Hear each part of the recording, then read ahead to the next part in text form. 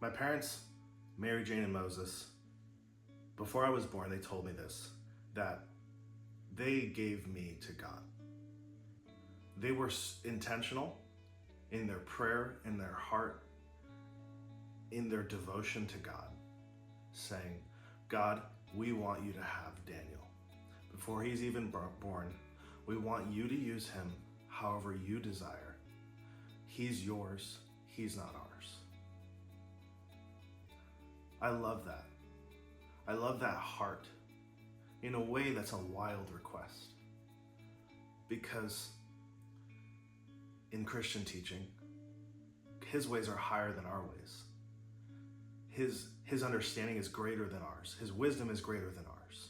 And to take that child, me, and say, even before this child is born, we offer to you that you will be the compass, you will be the guide, you will be his direction, and that we can step out of the way.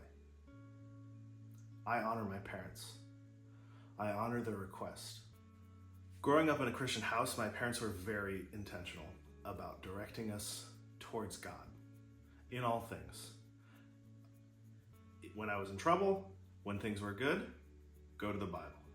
If I veered off course, my parents would show me from the Bible, hey, these are the ways, these are the steps that you need to go that are going to ensure your spiritual well-being as well as your mental, emotional, and physical. My parents were always intentional about redirecting me back to God, the one they gave me to.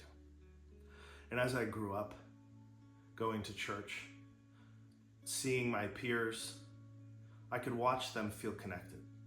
I could watch them experience God. And I was hungry for that. I longed for that. I remember there was a time when I would look over and I'd see the pastor's daughter, full heart, worshiping, singing to God. And I would just look in my heart, puzzled. Where's mine? Where's my connection? Where's my full heart? Have I not apologized enough for the sins that I've done? Have I been too wrong, too many times, too many blocks in my heart that are stopping me from being able to open my heart to the divine?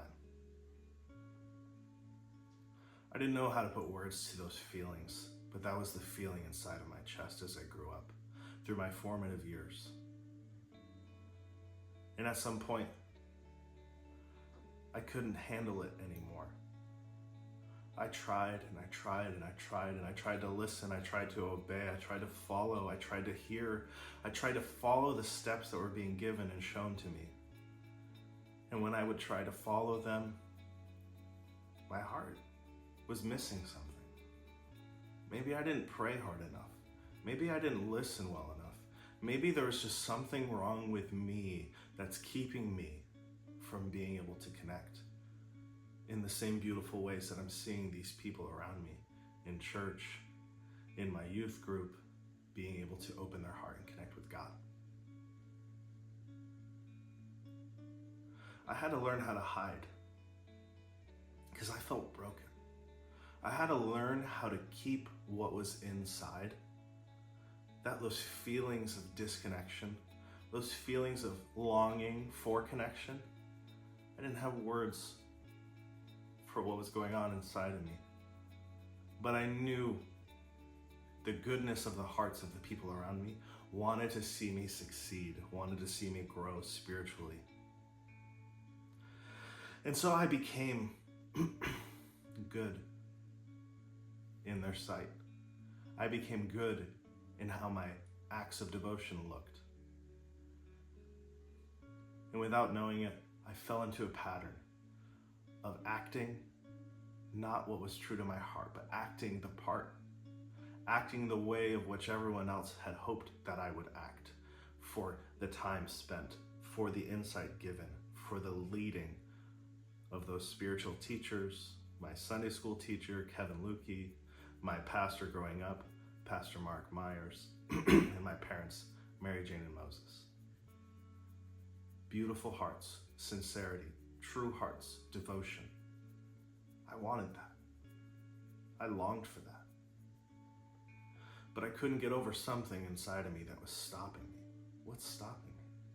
What's keeping me from opening my heart? Like any black sheep of the family, I took my own steps and I made my own decisions, and I learned how to hide better and better and better. And the more steps I took purposefully away from that Christian fold, the more I started to feel. I had to traverse the paths of darkness in order for me to finally begin to feel. And lo and behold, those steps caught up to me. And I ended up smoking too much weed. It broke my brain. I had to be hospitalized. And then I couldn't do it anymore. And I don't remember what happened, but I had to leave that college that I was going to for 2 years. I came home, lived with my parents for the summer, and I said, okay, I've had enough of this bullshit. I'm ready to change. I'm ready to be different. So I decided I'm going to step into the Christian sphere, and I'm going to put all of my heart into it, and I'm going to go. So I went to a school in Florida called Word of Life Bible Institute. It's a 1-year Bible college intensive, 1 year straight Bible, like 150 students all in one classroom, and we just sit through Bible classes every week. It's Bible, Bible, Bible, all the time. And so I went there. I was 21. And I said, this time things are going to be different. I was 20. I said, this time things are going to be different. And I put my nose down and I said, here we go. Here's my heart. And I read the Bible with full heart. If they told me this is the things you need to do, I would read. Hey, this is the time that we have for your spiritual devotion time. I would get full into devotion. Hey, here's the rules. No music played out loud. No doing this, no doing that. I followed them all. Full heart. I want to be different. I want to experience that connection with God. I don't care what it takes. I'm going to put my whole heart into this. I was there for 6 months, that first semester. And I went home. And I went to the things that made me feel. I went to my ex-girlfriend. I went to weed. And then I went back to school, and the weed did it again. And my dad had to come take me out of there, and I spent some more time in the hospital.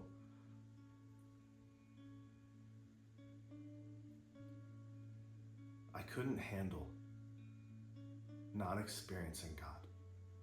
I couldn't. And I tried.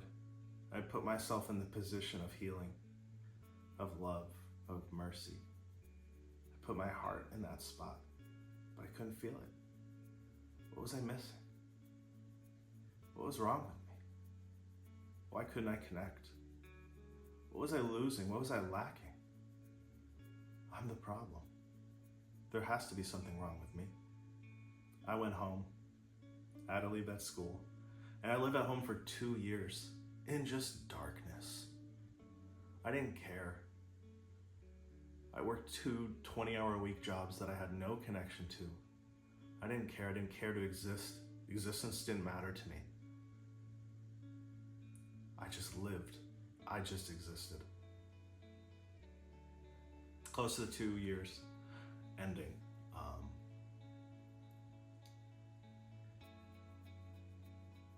My pastor at the time, Mark Myers, he reached out to me and he said, hey, you're a big video gamer. We're doing a video game night for the youth at our church.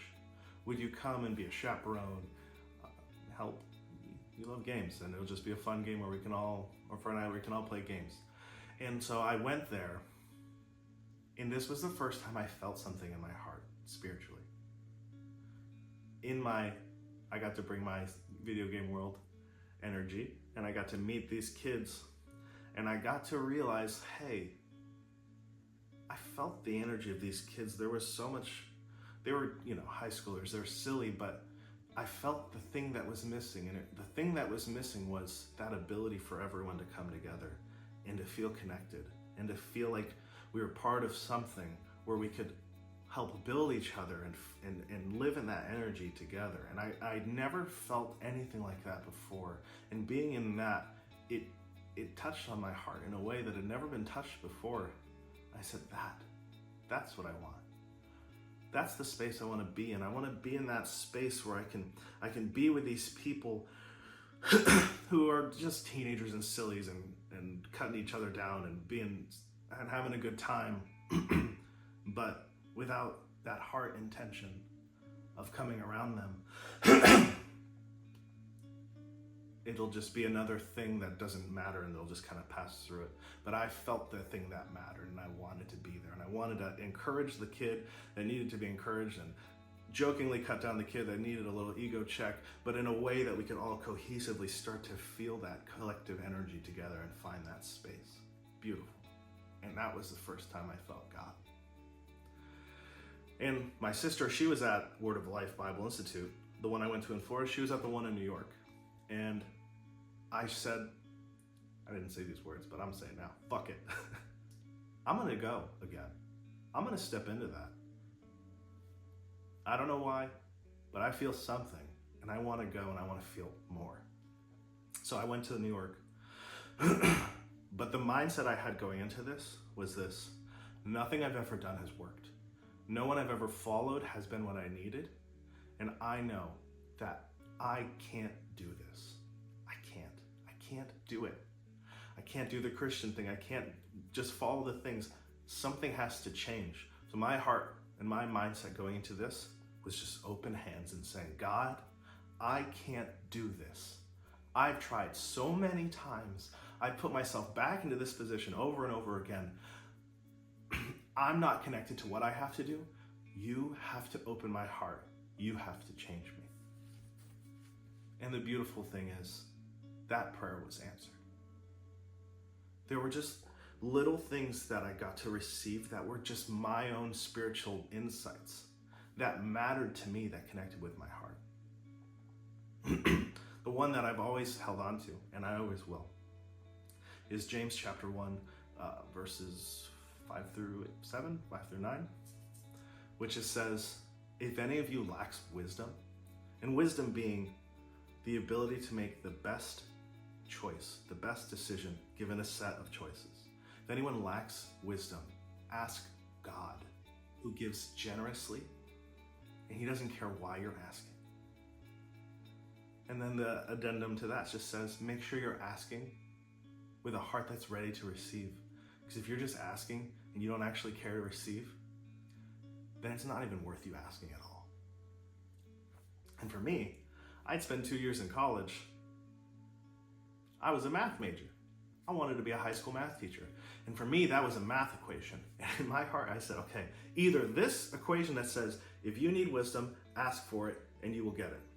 If this equation is not real, because it was so clear that it was an equation, if this isn't real, then all of it's not real. And so I, in faith, said, I'm untethering myself from the need for Christianity, for the Bible, for God to be true. I'm going to hinge it all on this equation. God, will you please give me wisdom because I don't know how to talk to this girl that I'm interested. God, will you please give me wisdom because I don't know how to read the Bible. God, will you please give me wisdom because I don't know how to have my heart in the space where I can worship you. God, I don't have wisdom. Will you please give me wisdom? Will you please give me wisdom? Everything I did, I started to ask through that lens. Hey, before I make a decision that I feel is another pattern that I could just fall right back into, will you please give me wisdom? And for me, wisdom was just this like 1% increase in awareness as I was doing the thing. And it gave me confidence. It gave my heart, God was meeting me. God was involving himself with me because I was opening my hands. I wasn't saying, God, this is who you are. This is how I get you. No, I was saying, God, please give me wisdom. Please give me insight. Please give me clarity. And there were several things like that that became mine. That wisdom prayer is something I've used. I've used that for 12 years now. I still use it. Because I don't want to go into the situation where I can feel confident and I could just blunder it. I would rather take 2-second pause and just say, God, will you please give me wisdom? Can I please have wisdom for this conversation? Can I please have wisdom? Left that school, ended up getting a degree in youth ministry because that's where my heart was. I wanted to reach those same kids that reached me by accident. I got married. We started in Missouri, me and Sarah, my ex-wife. We started going to our own church. And there we got to lead music, and that's where we kind of got to set our own spiritual roots in. It was really good. And my pastor at the time, Steve Kohler, shout out, awesome dude, so good, because he was a person that spoke from the heart, and he also loved God with all his heart. And so there was this beautiful semblance of duality of a human that was a real human who you could have real conversations with, who wouldn't flinch when you said things that would have bucked someone else in my past. He was someone that could receive, and he was also someone that was very cool with bringing God into that, or letting God be and trusting that God will do what he does. I had this beautiful conversation with him. Some Sunday, I think we were going there for maybe 2 years or so. Coffee. I think we've been going to that church, me and Sarah, for 2 years. And he would always, we do our worship music in the morning, practice, and then there would be probably like an hour gap before church could start. And when music practice would be done, I would go sit in his office where he was sitting before, and we'd chat for like 10, 15 minutes. But, hello. And this Sunday, I sat down with him. He's like, how you doing, Danny? And I said, shitty. And he belly laughed. He belly laughed and he said, I love how honest you are. I love it. That means a lot to me still. And he's like, what's going on? I said, dude, I read the Bible and I try so hard to read the Bible, but I feel like the words are just flying past me. And no matter how hard I try, I can't feel connected to it. And Steve had known my history, and Steve had known where I've come from and where I am and that journey that I've taken. And he looked right at me. He says, Daniel, you've read enough Bible for your whole life. I trust you and I trust God in you.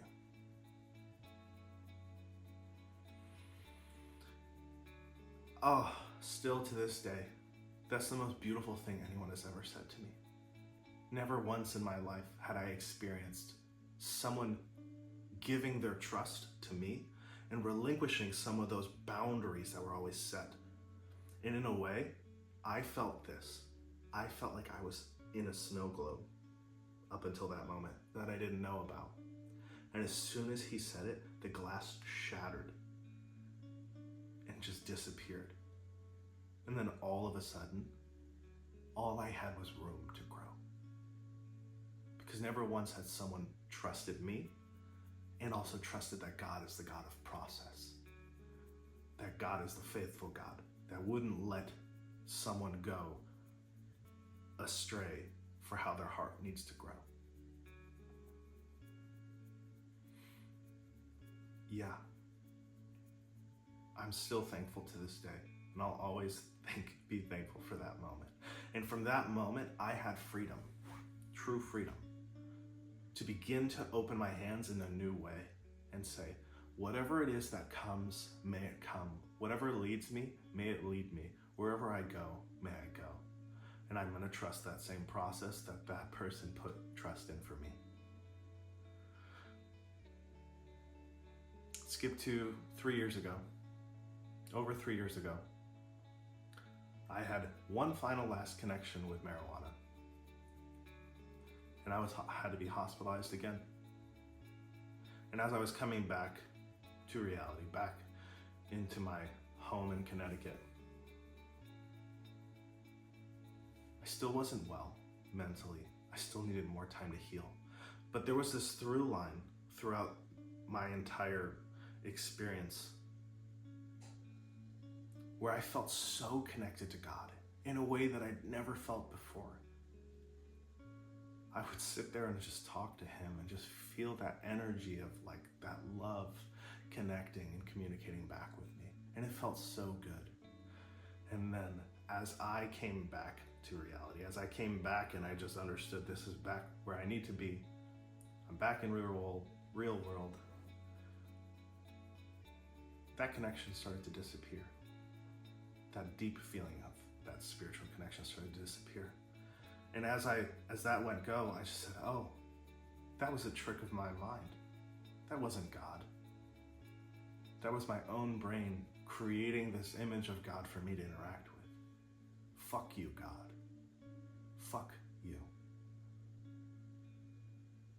Because you obviously have a sense of humor for where I've been, what I'm still dealing with. And the only time I truly get to feel connected to you is when my brain isn't fucking right.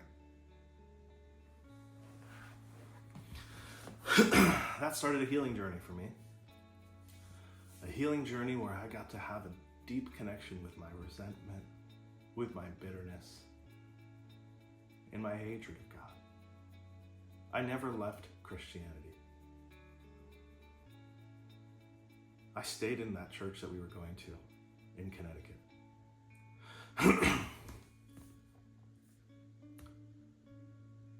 I stayed in it, and I made really good connections during those 3 years, especially coming out of that. That whole situation had severely damaged my marriage, had severely damaged my own fucking heart and my connection with myself. I didn't trust myself. I didn't trust God. I didn't trust myself with my wife, and I didn't know how to be.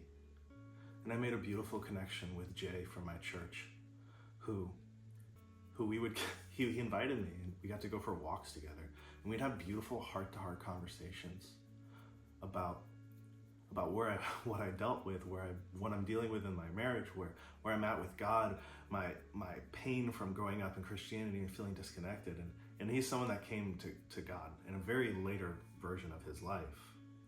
And one of the things that he said to me, he's like, I do not envy growing up in the Christian church like you did, Daniel.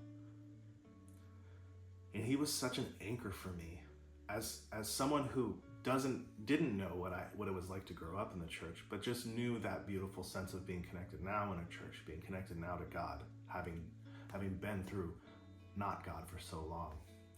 He was such an anchor grounding point for me. He was a place where I felt like I could be completely honest with. I could be completely vulnerable. And it really impacted me. It really encouraged me.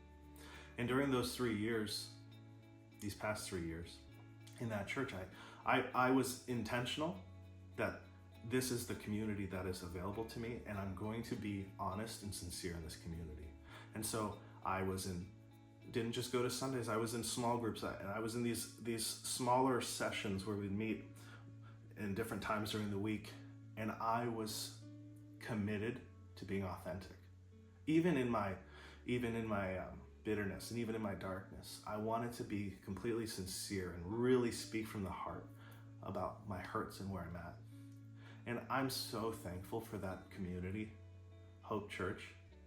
I'm so thankful for Pastor Tom, because a lot of that time was spent with him and his church, and Pastor Carey, a lot of coffees one-on-one, these beautiful connections with these people who sat with me in my pain, sat with me in my confusion, sat with me in my hurt, sat with me in my resentment. And they gave me space because they felt that I was talking from the heart. They didn't think that I was just throwing things against the wall because I was an angry toddler that had gotten his toys taken away from him and now life sucked. No, they gave me space. They really gave me that space to be. Last July, I finally realized that I needed to forgive those people around me. And not just forgive them as if they'd done wrong. I needed to forgive them how my hurt inner child didn't know any better, was pointing a finger and saying, you're the reason.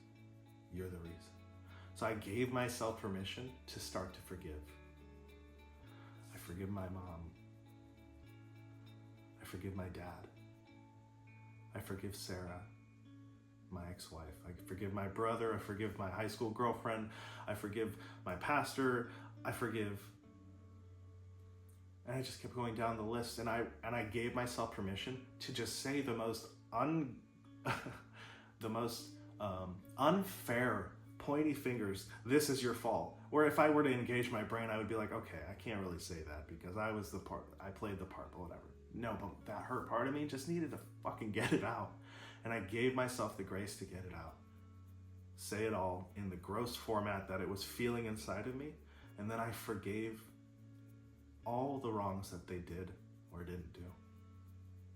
And I felt peace. I forgave myself.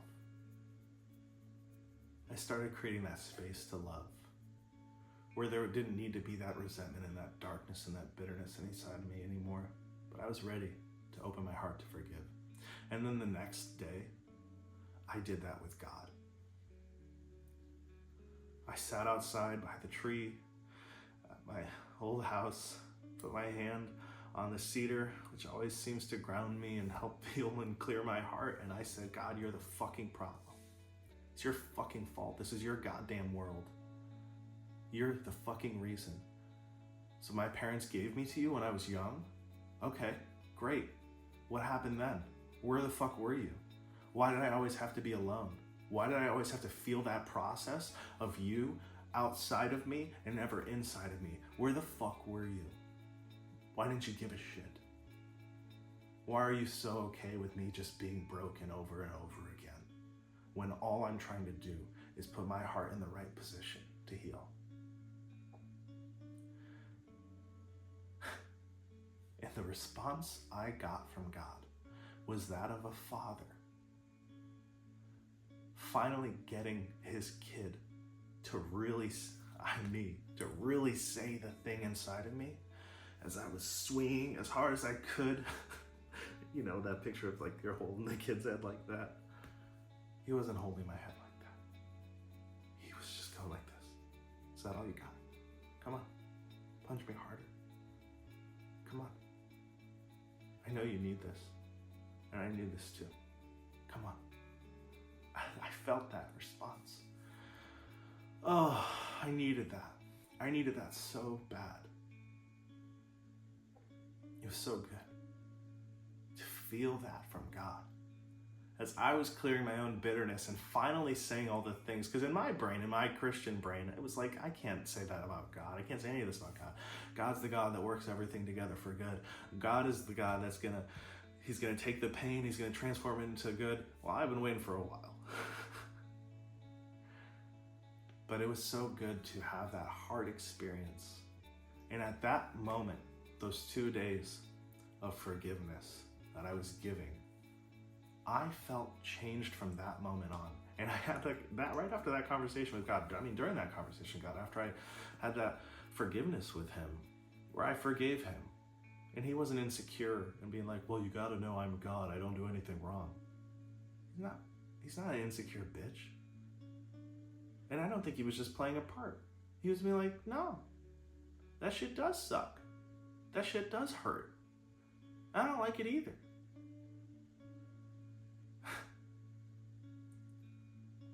And then I said, okay, I'm back. I'm in it, God. I'm ready to do the thing. But my one rule is this. I will never not be authentic. I will never not be who I truly am. And that was it. Then I started to get really involved in the church and more groups and joining the prayer team and men's Bible study and also a small group with a pastor. And I was growing. I felt it. I feel it. Growing and being authentic and really being sincere and actually opening my heart. And I got to just experience beautiful moments of healing and grace and love. And that's the journey that brought me here. And as my divorce was finalized in April, it was time for me to leave Connecticut. And the leaving was abrupt, but it needed to happen. And I left. And I left behind that community. I left behind friends. I left behind Sarah's family that I love very much. And I left behind Sarah, who I always will love very much. And in those steps away, I only ever walked in my spiritual integrity that I had set, that I will always be authentic. I will always be who I am. And I will never, for anyone else, do the thing ever again. I will only be authentic for me, because that's how I honor God. And as I talk to you now, my identity has never changed. Who I am has never changed. I've been on a straight path. And as that path has gone forward, the parallel train track of me and the Christian sphere have been together.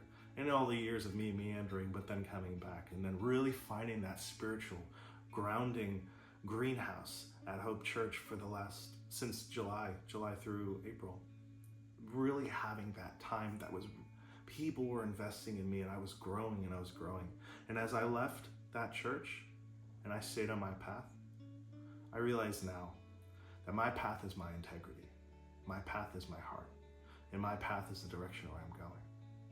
And there are the beautiful things and the lessons that I've learned, that I have gained through blood, sweat, and tears from my Christian insight, growing, and upbringing, that I will always retain inside of me. But as I move forward, I know, and I feel it, that the train tracks are no longer parallel. And my path that I'm still on with integrity is one where I still feel connected to God. I still feel connected to those beautiful precepts of wisdom and understanding and heart and connection and love and community. But my path is my own. And it doesn't look like what was parallel the next to me for so long. I recently went back to the church that I had been at for 5 years. This past Sunday, and my heart hurt all week because nothing bad happened. I got to see the people that I loved, and it was good, but there was something different. They didn't change. I did. They're still on their beautiful pathway that God has ordained for them, and I'm still on mine. But when I went back to that place, there was some divide. There was something that had changed, where we couldn't connect anymore in that way. And God, in his infinite grace and wisdom, is the God that always leads and guides. And I receive that leading and that light, however it is. And my heart was disrupted because I was like, what? These people are my people. Why don't I feel heart connected to them anymore? What? I just went there with the heart and hands open. I was ready to hug and people to be like, oh my God, where the hell have you been? It's so nice to see you. That wasn't the reaction I got. I didn't get a bad reaction. It was just like, oh, hey, what's up? And it taught me a beautiful lesson. That the place from where we've been doesn't have to be the place where we keep going back to. Because those beautiful lessons in love and light and the greenhouse that gave us permission to grow in a way that had never happened before, and that was my experience at that church, at Hope Church, that time was a gift. And as I now walk in integrity now in my own spirit, in my own practice, in my own heart that desires and yearns to give love and give life where I hadn't been able to receive it. My practice doesn't look like Christianity. My practice doesn't look like the thing that is so beautiful and good for people that I still love. I don't have any resentment towards them or towards their path. I love that in their sphere, that's where they feel their spiritual connectedness. I love that. I have confidence as I walk wherever Spirit guides, that I am blessed, and I am where I need to be, and I'm going where I need to go. And I will bring the light that I've always had, that I got to be with people in that Christian sphere for so long and develop it. And my own light got to be developed, and now I get to walk in my own pathway, where I get to bring that light that by the grace of God has been developed. I get to bring that light to people that need it, wherever they are. And that's how I'm going to meet them, and that's how I meet you. Because one thing is true, we're here for the process. And I'll tell you the best words that I ever heard from him. I trust you, and I trust God in you. I trust you, and I trust the process. And we're here, all here together in the process. Much love. Thank you for being part of my journey. Thank you for the ways in which you've taught me. Thank you for the ways in which you're going to teach me. And I look forward to having that same blessing and opportunity to do the same for you.